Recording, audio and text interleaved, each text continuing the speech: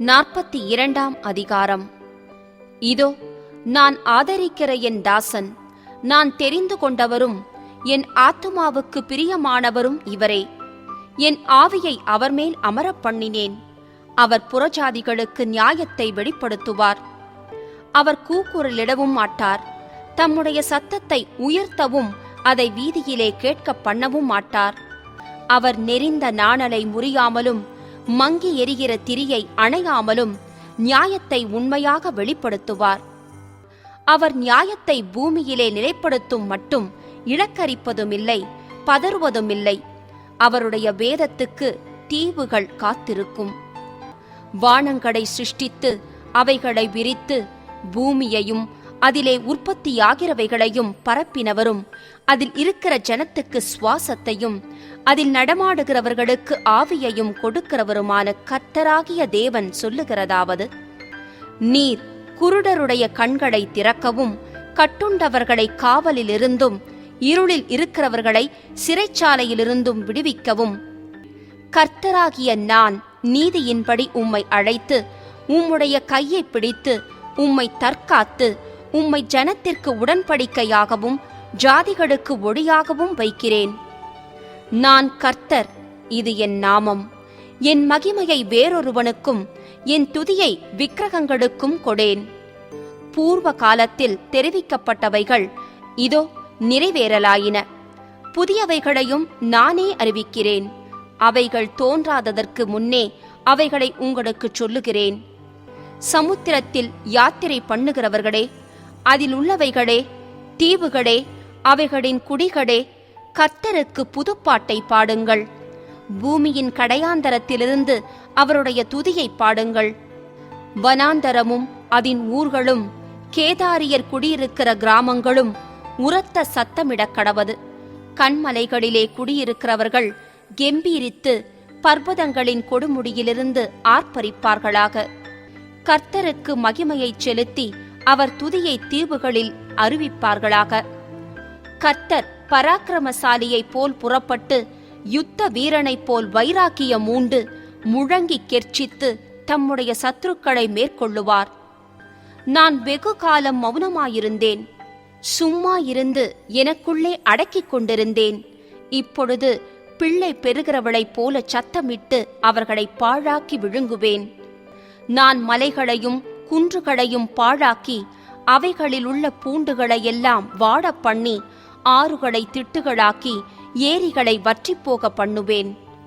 குருடரை அவர்கள் அறியாத வழியிலே நடத்தி அவர்களுக்கு தெரியாத பாதைகளில் அவர்களை அழைத்து கொண்டு வந்து அவர்களுக்கு முன்பாக இருளை வெளிச்சமும் கோணலை செவ்வையுமாக்குவேன். இந்த காரியங்களை நான் அவர்களுக்குச் செய்து அவர்களை கைவிடாதிருப்பேன். சித்திர வேலையான விக்கிரகங்களை நம்பி வார்ப்பிக்கப்பட்ட சுரூபங்களை நோக்கி நீங்கள் எங்கள் தேவர்கள் என்று சொல்லுகிறவர்கள் பின்னிடைந்து மிகவும் வெட்கப்படுவார்கள். செவிடரே கேளுங்கள், குருடரே நீங்கள் காணும்படி நோக்கி பாருங்கள். என் தாசனையல்லாமல் குருடன் யார்? நான் அனுப்பிய தூதனையல்லாமல் செவிடன் யார்? உத்தமனையல்லாமல் குருடன் யார்? கர்த்தருடைய ஊழியக்காரனையல்லாமல் அந்தகன் யார்? நீ அநேக காரியங்களைக் கண்டும் கவனியாதிருக்கிறாய். அவனுக்கு செவிகளை திறந்தாலும் கேளாதே போகிறான். கர்த்தர் தமது நீதியின் நிமித்தம் அவன் மேல் பிரியம் வைத்திருந்தார். அவர் வேதத்தை முக்கியப்படுத்தி அதை மகிமையுள்ளதாக்குவார். இந்த ஜனமோ கொள்ளையிடப்பட்டும் சூறையாடப்பட்டும் இருக்கிறார்கள். அவர்கள் அனைவரும் கெபிகளிலே அகப்பட்டு காவலறைகளிலே அடைக்கப்பட்டிருக்கிறார்கள். தப்புவிப்பார் இல்லாமல் கொள்ளையாகி விட்டுவிடு என்பார் இல்லாமல் சூறையாவார்கள். உங்களில் இதற்கு செவி கொடுத்து பின்வருகிறதை கவனித்து கேட்கிறவன் யார்? யாக்கோபை சூறையிட்டு இஸ்ரவேலை கொள்ளைக்காரருக்கு ஒப்புக் கொடுக்கிறவர் யார்? அவர்கள் பாவம் செய்து விரோதித்த கர்த்தர் அல்லவோ? அவருடைய வழிகளில் நடக்க மனதாயிராமலும் அவருடைய வேதத்துக்கு செவி கொடாமலும் போனார்களே. இவர்கள் மேல் அவர் தமது கோபத்தின் உக்கிரத்தையும் யுத்தத்தின் வலிமையையும் வரப்பண்ணி அவர்களைச் சூட அக்கினி ஜுவாலைகளை கொடுத்து இருந்தும் உணராதிருந்தார்கள். அது அவர்களை தகித்தும் அதை மனதிலே வைக்காதே போனார்கள். 43 அதிகாரம். இப்போதும் யாக்கோபே, உன்னை சிருஷ்டித்தவரும் இஸ்ரவேலே, உன்னை உருவாக்கினவருமாகிய கர்த்தர் சொல்லுகிறதாவது: பயப்படாதே, உன்னை மீட்டுக் கொண்டேன், உன்னை பேர் சொல்லி அழைத்தேன், நீ என்னுடையவன். நீ தண்ணீர்களை கடக்கும் போது நான் உன்னோடு இருப்பேன், நீ ஆறுகளை கடக்கும் போது அவைகள் உன்மேல் புரளுவதில்லை. நீ அக்கினியில் நடக்கும் போது வேகாதிருப்பாய், அக்கினி ஜுவாலை உன் பேரில் பற்றாது. நான் இஸ்ரவேலின் பரிசுத்தரும் உன் இரட்சகருமாயிருக்கிற உன் தேவனாகிய கர்த்தர். உன்னை மீட்கும் பொருளாக எகிப்தையும் உனக்கு ஈடாக எத்தியோப்பியாவையும் சேபாவையும் கொடுத்தேன். நீ என் பார்வைக்கு அருமையான படியினால் கனம் பெற்றாய். நானும் உன்னை சிநேகித்தேன், ஆதலால் உனக்கு பதிலாக மனுஷர்களையும் உன் ஜீவனுக்கு ஈடாக ஜனங்களையும் கொடுப்பேன். பயப்படாதே, நான் உன்னோடே இருக்கிறேன். நான் உன் சந்ததியை கிழக்கிலிருந்து வரப்பண்ணி உன்னை மேற்கிலுமிருந்து கூட்டிச் சேர்ப்பேன். நான் வடக்கை நோக்கி கொடு என்றும் தெற்கை நோக்கி வைத்திராதே என்றும் சொல்லி, தூரத்திலிருந்து என் குமாரரையும் பூமியின் கடையாந்தரத்திலிருந்து என் குமாரத்திகளையும் நான் என் மகிமைக்கென்று சிருஷ்டித்து உருவாக்கி படைத்து என் நாமம் தரிக்கப்பட்ட யாவரையும் கொண்டு வா என்பேன். கண்களிருந்தும் குருடராயிருக்கிற ஜனத்தையும் காதுகளிருந்தும் செவிடராயிருக்கிறவர்களையும் புறப்பட்டு வர பண்ணுங்கள். சகல ஜாதிகளும் ஏகமாய்ச் சேர்ந்து கொண்டு சகல ஜனங்களும் கூடி வரட்டும். இதை அறிவித்து முந்தி சம்பவிப்பவைகளை நமக்கு தெரிவிக்கிறவன் யார்? கேட்டு மெய்யென்று சொல்லக்கூடும் படிக்க அவர்கள் தங்கள் சாட்சிகளை கொண்டு வந்து யதார்த்தவான்களாய் விளங்கட்டும். நானே அவரென்று நீங்கள் உணர்ந்து என்னை அறிந்து விசுவாசிக்கும் படிக்க நீங்களும் நான் தெரிந்து கொண்ட என் தாசனும் எனக்கு சாட்சிகளாயிருக்கிறீர்கள் என்று கர்த்தர் சொல்லுகிறார்.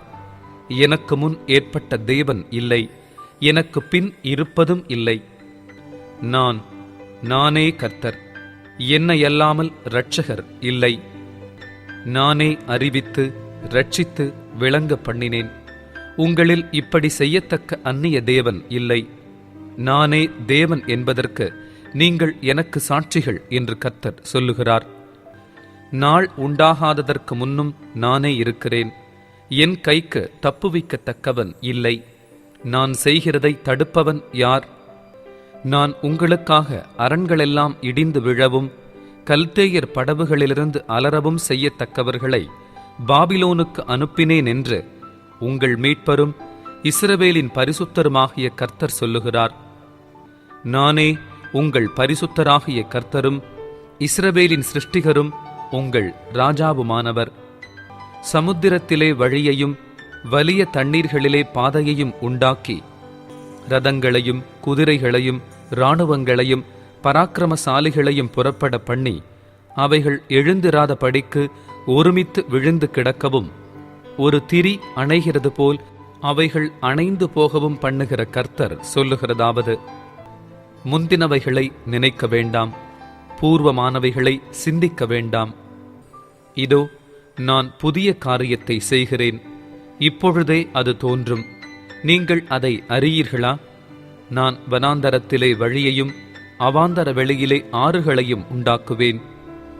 நான் தெரிந்து கொண்ட என் ஜனத்தின் தாகத்துக்கு வனாந்தரத்திலே தண்ணீர்களையும் அவாந்தர வெளியிலே ஆறுகளையும் உண்டாக்குவதினால் காட்டு மிருகங்களும் பலு சர்ப்பங்களும் கோட்டான் குஞ்சுகளும் என்னை கனம் பண்ணும். இந்த ஜனத்தை எனக்கென்று ஏற்படுத்தினேன், இவர்கள் என் துதியை சொல்லி வருவார்கள். ஆனாலும் யாக்கோபே, நீ என்னை நோக்கி கூப்பிடவில்லை. இஸ்ரவேலே, நீ என்னை குறித்து மனஞ்சலித்து போனாய். உன் ஆடுகளை தகன பலிகளாக நீ எனக்கு செலுத்தவில்லை. உன் பலிகளாலே நீ என்னை கனம் பண்ணவும் இல்லை. காணிக்கைகளை செலுத்தும்படி நான் உன்னை சங்கடப்படுத்தாமலும் தூபம் காட்டும்படி உன்னை வருத்தப்படுத்தாமலும் இருந்தேன். நீ எனக்கு பணங்களால் சுகந்த பட்டையை கொள்ளாமலும் உன் பலிகளின் நினத்தினால் என்னை திருப்தியாக்காமலும் உன் பாவங்களினால் என்னை சங்கடப்படுத்தி உன் அக்கிரமங்களினால் என்னை வருத்தப்படுத்தினாய். நானே உன் மீறுதல்களை என் நிமித்தமாகவே குலைத்து போடுகிறேன். உன் பாவங்களை நினையாமலும் இருப்பேன். நாம் ஒருவரோடொருவர் வழக்காடும்படி எனக்கு நினைப்பூட்டு. நீ நீதிமானாக விளங்கும்படி உன் காரியத்தைச் சொல். உன் ஆதி தகப்பன் பாவம் செய்தான். உனக்கு முன்னின்று பேசுகிறவர்களும் எனக்கு விரோதமாய் துரோகம் பண்ணினார்கள். ஆகையால் நான் பரிசுத்த ஸ்தலத்தின் தலைவர்களை பரிசுத்த குலைச்சலாக்கி யாக்கோபை சாபத்துக்கும் இஸ்ரவேலை நிந்தனைக்கும் ஒப்புக் கொடுப்பேன். 44ஆம் அதிகாரம். இப்போதும் என் தாசனாகிய யாக்கோபே, நான் தெரிந்து கொண்ட இஸ்ரவேலே, கேள்.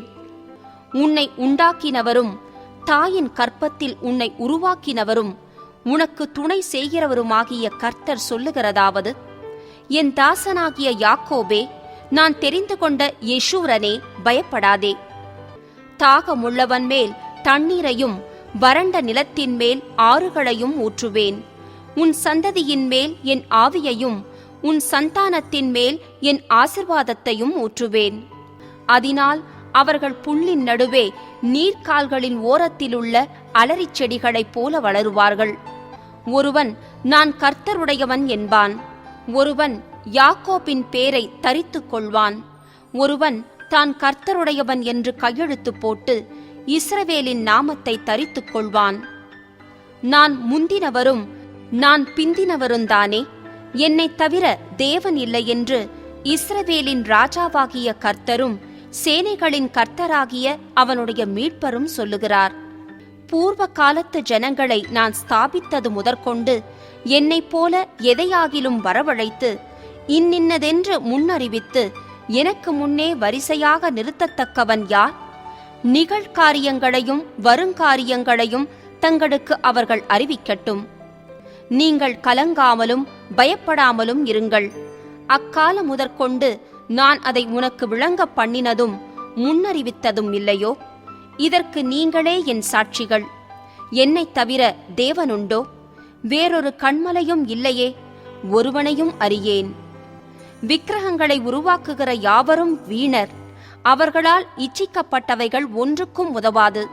அவைகள் ஒன்றும் காணாமலும் ஒன்றும் அறியாமலும் இருக்கிறதென்று தங்களுக்கு வெட்கம் உண்டாக அவைகளுக்கு தாங்களே சாட்சிகளாயிருக்கிறார்கள். ஒன்றுக்கும் உதவாத தெய்வத்தை உருவாக்கி விக்கிரகத்தை வார்ப்பிக்கிறவன் எப்படிப்பட்டவன்? இதோ அவனுடைய கூட்டாளிகள் எல்லாரும் வெட்கமடைவார்கள். தொழிலாளிகள் நரஜீவன்கள்தானே. அவர்கள் எல்லாரும் கூடி வந்து நிற்கட்டும். அவர்கள் ஏகமாய் திகைத்து வெட்கப்படுவார்கள். கொல்லன் இரும்பை குறட்டால் இடுக்கி உலையிலே காய வைத்து சுத்திகளால் அதை உருவாக்கி தன் புயபலத்தினால் அதை பண்படுத்துகிறான். பட்டினியாயிருந்து பெலனற்று போகிறான். தண்ணீர் குடியாமல் களைத்துப் போகிறான். தச்சன் நூல் பிடித்து மட்டப்பலகையால் மரத்துக்கு குறி போட்டு உளிகளினால் உருப்படுத்தி கவராசத்தினால் அதை வகுத்து மனுஷ சாயலாக மனுஷ ரூபத்தின்படி உருவமாக்குகிறான். அதை கோவிலிலே நாட்டி வைக்கிறான். அவன் தனக்கு கேதுருக்களை வெட்டுகிறான். ஒரு மருத மரத்தையாவது ஒரு கர்வாலி மரத்தையாவது தெரிந்து கொண்டு காட்டு மரங்களிலே பலத்த மரத்தை தன் காரியத்துக்காக வளர்க்கிறான். அல்லது அசோக மரத்தை நடுகிறான். மழை அதை வளரச் செய்யும். மனுஷனுக்கு அவைகள் அடுப்புக்காகும்போது அவன் அவைகளில் எடுத்து குளிர் காய்கிறான். நெருப்பை மூட்டி அப்பமும் சுடுகிறான். அதனால் ஒரு தெய்வத்தையும் உண்டு பண்ணி அதை பணிந்து கொள்ளுகிறான். ஒரு விக்கிரகத்தையும் அதனால் செய்து அதை வணங்குகிறான். அதில் ஒரு துண்டை அடுப்பில் எரிக்கிறான். ஒரு துண்டினால் இறைச்சியை சமைத்து புசித்து பொரியலை பொரித்து திருப்தியாகி குளிருங்காய்ந்து ஆ ஆ அனலானேன், நெருப்பை கண்டேன் என்று சொல்லி அதில் மீதியான துண்டை தனக்கு விக்கிரக தெய்வமாகச் செய்து அதற்கு முன் விழுந்து அதை வணங்கி, நீ என் தெய்வம், என்னை ரட்சிக்க வேண்டும் என்று அதை நோக்கி மன்றாடுகிறான். அறியாமலும் உணராமலும் இருக்கிறார்கள். காணாதபடிக்கு அவர்கள் கண்களும் உணராதபடிக்கு அவர்கள் இருதயமும் அடைக்கப்பட்டிருக்கிறது. அதில் பாதியை அடுப்பில் எரித்தேன். அதன் தழலின் மேல் அப்பத்தையும் சுட்டு இறைச்சியையும் பொரித்து புசித்தேன். அதில் மீதியான துண்டை நான் அருவருப்பான விக்கிரகமாக்கலாமா? ஒரு மரக்கட்டையை வணங்கலாமா என்று சொல்ல தன் மனதில் அவனுக்கு தோன்றவில்லை. அம்மாத்திரம் அறிவும் சொரணையும் இல்லை. அவன் சாம்பலை மேய்கிறான். வஞ்சிக்கப்பட்ட மனம் அவனை மோசப்படுத்தினது. அவன் தன் ஆத்துமாவை தப்புவிக்காமலும் என் வலது கையிலே அபத்தம் அல்லவோ இருக்கிறதென்று சொல்லாமலும் இருக்கிறான். யாக்கோபே, இஸ்ரவேலே, இவைகளை நினை. நீ என் தாசன், நான் உன்னை உருவாக்கினேன். நீ என் தாசன். இஸ்ரவேலே, நீ என்னால் மறக்கப்படுவதில்லை. உன் மீறுதல்களை மேகத்தைப் போலவும் உன் பாவங்களை கார்மேகத்தைப் போலவும் அகற்றிவிட்டேன். என்னிடத்தில் திரும்பு, உன்னை நான் மீட்டுக் கொண்டேன். வானங்களே, களித்துப் பாடுங்கள், கர்த்தர் இதைச் செய்தார். பூதலத்தின் தாழ்விடங்களே, ஆர்ப்பரியுங்கள். பர்வதங்களே, காடுகளே, காட்டிலுள்ள சகல மரங்களே, கெம்பீரமாய் முழங்குங்கள். கர்த்தர் யாக்கோபை மீட்டு இஸ்ரவேலிலே மகிமைப்படுகிறார். உன் மீட்பரும் தாயின் கற்பத்தில் உன்னை உருவாக்கினவருமான கர்த்தர் சொல்லுகிறதாவது: நானே எல்லாவற்றையும் செய்கிற கர்த்தர். நான் ஒருவராய் வானங்களை விரித்து நானே பூமியை பரப்பினவர். நான் கட்டுக்கதைக்காரரின் குறிகளை அபத்தமாக்கி குறி சொல்லுகிறவர்களை நிர்மூடராக்கி ஞானிகளை வெட்கப்படுத்தி அவர்கள் அறிவை பைத்தியமாக பண்ணுகிறவர். நான் என் ஊழியக்காரரின் வார்த்தையை நிலைப்படுத்தி என் ஸ்தானாபதிகளின் ஆலோசனையை நிறைவேற்றி, குடியேறுவாய் என்று எருசலேமுக்கும் கட்டப்படுவீர்கள் என்று யூதாவின் பட்டணங்களுக்கும் சொல்லி அவைகளின் பாழான ஸ்தலங்களை எடுப்பிப்பவர். நான் ஆழத்தை நோக்கி வற்றிப்போ என்றும் உன் நதிகளை வெட்டாந்தரையாக்குவேன் என்றும் சொல்லுகிறவர். கோரேசை குறித்து, அவன் என் மேய்ப்பன், அவன் எருசலேமை நோக்கி நீ கட்டப்படு என்றும் தேவாலயத்தை நோக்கி நீ அஸ்திபாரப்படு என்றும் சொல்லி எனக்கு பிரியமானதையெல்லாம் நிறைவேற்றுவான் என்று சொல்லுகிறவர் நான். 45ஆம் அதிகாரம்.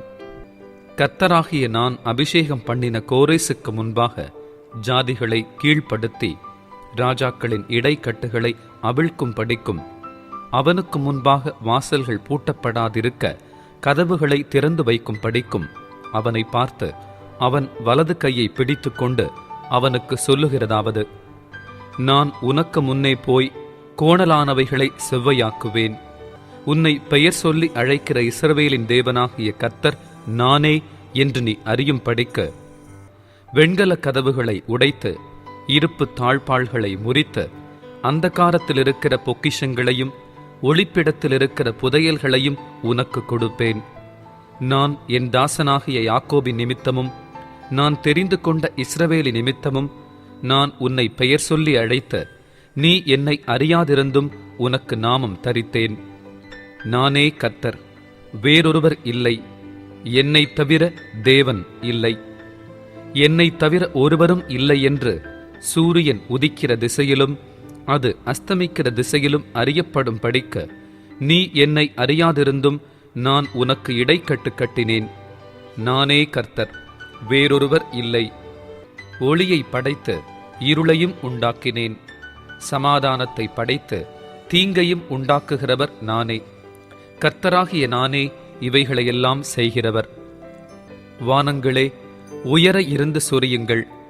ஆகாய மண்டலங்கள் நீதியை பொழியக் கடவது. பூமி திறவுண்டு இரட்சிப்பின் கனியை தந்து நீதியும் கூட விளைவதாக. கர்த்தராகிய நான் இவைகளை உண்டாக்குகிறேன். மண் ஓடுகளுக்கொத்த ஓடாயிருந்தும் தன்னை உருவாக்கினவரோடே வழக்காடுகிறவனுக்கு ஐயோ! களிமண் தன்னை உருவாக்கினவனை நோக்கி என்ன செய்கிறாய் என்று சொல்லத்தகுமோ? உன் கிரியையானது அவருக்கு கைகள் இல்லையென்று சொல்லலாமோ? தகப்பனை நோக்கி ஏன் ஜனிப்பித்தாய் என்றும் தாயை நோக்கி ஏன் பெற்றாய் என்றும் சொல்லுகிறவனுக்கு ஐயோ! இஸ்ரவேலின் பரிசுத்தரும் அவனை உருவாக்கினவருமாகிய கர்த்தர் சொல்லுகிறதாவது: வரும் காரியங்களை என்னிடத்தில் கேளுங்கள். என் பிள்ளைகளை குறித்தும் என் கரங்களின் கிரியைகளை குறித்தும் எனக்கு கட்டளையிடுங்கள். நான் பூமியை உண்டு பண்ணி நானே அதன் மேல் இருக்கிற மனுஷனை சிருஷ்டித்தேன். என் கரங்கள் வானங்களை விரித்தன. அவைகளின் சர்வ சேனையையும் நான் கட்டளையிட்டேன். நான் நீதியின்படி அவனை எழுப்பினேன். அவன் வழிகளையெல்லாம் செவ்வைப்படுத்துவேன். அவன் என் நகரத்தை கட்டி சிறைப்பட்டு போன என்னுடையவர்களை கிரயமில்லாமலும் பரிதானம் இல்லாமலும் விடுதலையாக்குவான் என்று சேனைகளின் கர்த்தர் சொல்லுகிறார். எகிப்தின் சம்பாத்தியமும் எத்தியோப்பியாவின் வர்த்தக லாபமும் நெடிய ஆட்களாகிய சபேயரின் வர்த்தக லாபமும் உன்னிடத்திற்கு தாண்டி வந்து உன்னுடையதாகும். அவர்கள் உன் பின்னே சென்று விலங்கிடப்பட்டு நடந்து வந்து உன்னுடனே மாத்திரம் தேவன் இருக்கிறார் என்றும் அவரையல்லாமல் வேறே தேவன் இல்லையென்றும் சொல்லி உன்னை பணிந்து கொண்டு உன்னை நோக்கி விண்ணப்பம் பண்ணுவார்கள் என்று கர்த்தர் சொல்லுகிறார். இஸ்ரவேலின் தேவனும் இரட்சகருமாகிய நீர் மெய்யாகவே உம்மை மறைத்துக் கொண்டிருக்கிற தேவனாயிருக்கிறீர். விக்கிரகங்களை உண்டு பண்ணுகிற அனைவரும் வெட்கப்பட்டு லச்சையடைந்து ஏகமாய் கலங்கி போவார்கள். இஸ்ரவேலோ கர்த்தராலே நித்திய இரட்சிப்பினால் இரட்சிக்கப்படுவான். நீங்கள் என்றென்றைக்கும் உள்ள சதா காலங்களிலும் வெட்கப்படாமலும் கலங்காமலும் இருப்பீர்கள். வானங்களை சிருஷ்டித்து பூமியையும் வெறுமையாயிருக்க சிருஷ்டியாமல் அதை குடியிருப்புக்காக செய்து படைத்து அதை உருவேற்படுத்தின தேவனாகிய கர்த்தர் சொல்லுகிறதாவது, நானே கர்த்தர், வேறொருவர் இல்லை. நான் அந்தரங்கத்திலும் பூமியின் அந்தகாரமான இடத்திலும் பேசினதில்லை. விருதாவாக என்னை தேடுங்களென்று நான் யாக்கோபின் சந்ததிக்கு சொன்னதுமில்லை. நான் நீதியை பேசி யதார்த்தமானவைகளை அறிவிக்கிற கர்த்தர். ஜாதிகளினின்று தப்பினவர்களே, கூட்டம் கூடி வாருங்கள், ஏகமாய்ச் சேருங்கள். தங்கள் விக்கிரகமாகிய மரத்தை சுமந்து இரட்சிக்க மாட்டாத தேவனை தொழுது கொள்ளுகிறவர்கள் அறிவில்லாதவர்கள். நீங்கள் தெரிவிக்கும்படி சேர்ந்து ஏகமாய் யோசனை பண்ணுங்கள். இதை பூர்வகால முதற்கொண்டு விளங்க பண்ணி அந்நாள் துவக்கி இதை அறிவித்தவர் யார்? கர்த்தராகிய நான் அல்லவோ? நீதிபரரும் இரட்சகருமாகிய என்னை அல்லாமல் வேறே தேவன் இல்லை. என்னை தவிர வேறொருவரும் இல்லை. பூமியின் எல்லையெங்கும் உள்ளவர்களே, என்னை நோக்கி பாருங்கள், அப்பொழுது இரட்சிக்கப்படுவீர்கள். நானே தேவன், வேறொருவரும் இல்லை. முழங்கால் யாவும் எனக்கு முன்பாக முடங்கும், நாவு யாவும் என்னை முன்னிட்டு ஆணையிடும் என்று நான் என்னைக் கொண்டே ஆணையிட்டிருக்கிறேன். இந்த நீதியான வார்த்தை என் வாயிலிருந்து புறப்பட்டது, இது மாறுவது இல்லை என்கிறார். கர்த்தரிடத்தில் மாத்திரம் நீதியும் வல்லமையும் உண்டென்று அவனவன் சொல்லி அவரிடத்தில் வந்து சேருவான். அவருக்கு விரோதமாய் எரிச்சல் கொண்டிருக்கிற யாவரும் வெட்கப்படுவார்கள். இஸ்ரவேலின் சந்ததியாகிய யாவரும் கர்த்தருக்குள் நீதிமான்களாக்கப்பட்டு மேன்மை பாராட்டுவார்கள். 46ஆம் அதிகாரம். பேல் பணியும் நேப்போ குனியும் அவைகளின் விக்கிரகங்கள் காட்டு மிருகங்களுக்கும் நாட்டு மிருகங்களுக்கும் சுமையாகும். நீங்கள் சுமந்த சுமைகள் இளைத்து போன மிருகங்களுக்கு பாரமாயிருக்கும். அவைகள் ஏகமாய் குனிந்து பணியும், சுமைகளை அவைகள் தப்புவிக்க மாட்டாது. அவைகள் தாமே சிறைப்பட்டு போகும். யாக்கோபின் சந்ததியாரே, இஸ்ரவேல் சந்ததியில் மீதியாகிய சகல ஜனங்களே, எனக்கு செவி கொடுங்கள். தாயின் வயிற்றில் தோன்றினது முதல் உங்களை ஏந்தி, தாயின் கற்பத்தில் உற்பத்தியானது முதல் உங்களை தாங்கினேன். உங்கள் முதிர் வயது வரைக்கும் நான் அப்படி செய்து வந்தேன். இனி மட்டும் நான் உங்களை தாங்குவேன். நான் அப்படி செய்து வந்தேன், இனிமேலும் நான் ஏந்துவேன். நான் சுமப்பேன், தப்புவிப்பேன். யாருக்கு என்னை சாயலும் சமமுமாக்கி யாருக்கு நான் ஒப்பாகும்படிக்கு என்னை ஒப்பிடுவீர்கள்? பையிலிருக்கிற பொன்னை கொட்டி வெள்ளியை தராசில் நிறுத்து தட்டானுடனே கூலி பொருத்திக் கொள்ளுகிறார்கள். அவன் ஒரு தெய்வத்தை உண்டாக்குகிறான், அதை வணங்கி பணிந்து கொள்ளுகிறார்கள். அதை தோளின் மேல் எடுத்து அதை சுமந்து அதை அதன் ஸ்தானத்திலே வைக்கிறார்கள். அங்கே அது நிற்கும், தன் இடத்தை விட்டு அசையாது. ஒருவன் அதை நோக்கி கூப்பிட்டால் அது மறு உத்தரவு கொடுக்கிறதும் இல்லை. அவன் இக்கட்டை நீக்கி அவனை இரட்சிக்கிறதும் இல்லை. இதை நினைத்து புருஷராயிருங்கள். பாதகரே, இதை மனதில் வையுங்கள். முந்தி பூர்வ காலத்தில் நடந்தவைகளை நினையுங்கள். நானே தேவன், வேறொருவரும் இல்லை. நானே தேவன், எனக்கு சமானமில்லை. அந்தத்தில் உள்ளவைகளை ஆதி முதற்கொண்டும் இன்னும் செய்யப்படாதவைகளை பூர்வகால முதற்கொண்டும் அறிவிக்கிறேன். என் ஆலோசனை நிலை நிற்கும். எனக்கு சித்தமானவைகளை எல்லாம் செய்வேன் என்று சொல்லி, உராய்ஞ்சுகிற ஒரு பட்சியை கிழக்கிலிருந்தும் என் ஆலோசனையை நிறைவேற்றும் மனுஷனை தூர தேசத்திலிருந்தும் வரவழைக்கிறவராயிருக்கிறேன். அதைச் சொன்னேன், அதை நிறைவேற்றுவேன். அதை திட்டம் பண்ணினேன், அதை செய்து முடிப்பேன். முரட்டு இருதயமுள்ளவர்களே, நீதிக்கு தூரமானவர்களே, எனக்கு செவி கொடுங்கள். என் நீதியை சமீபிக்க பண்ணுகிறேன், அது தூரமாயிருப்பதில்லை. என் இரட்சிப்பு தாமதிப்பதும் இல்லை. நான் சீயோனில் இரட்சிப்பையும் இஸ்ரவேலுக்கு என் மகிமையையும் கட்டளையிடுவேன்.